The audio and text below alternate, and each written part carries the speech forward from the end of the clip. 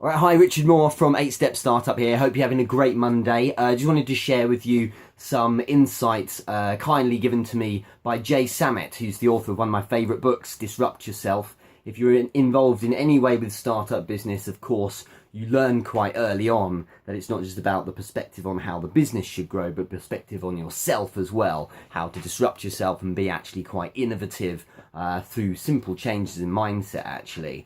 And disrupt yourself. If you haven't got it, you need to get it. It's loved, as it says on the front, by the likes of the Wall Street Journal.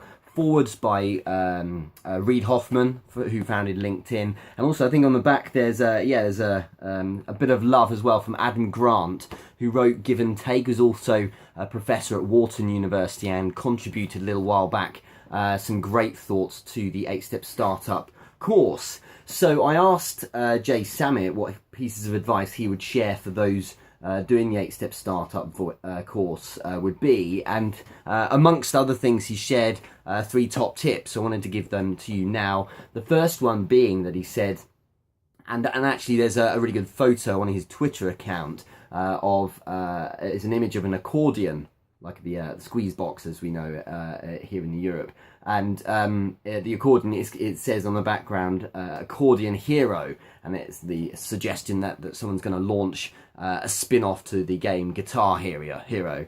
And what he says is tip number 1 is always test with a real audience before you commit to coding or making your product, because of course you never know, people might not even like it, so always check with your audience. And the second thing he said is you also need to test your data, sure, but also even look at it in the first place.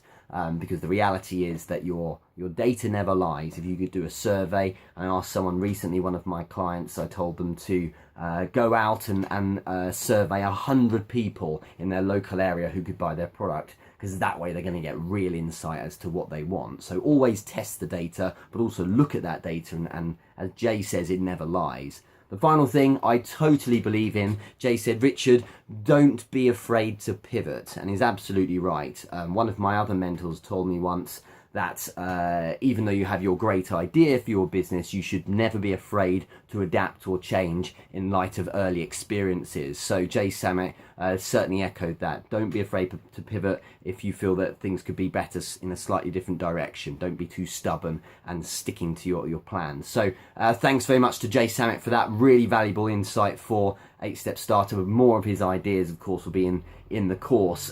Go get this book, it's fantastic, and have a great Monday. Speak to you soon.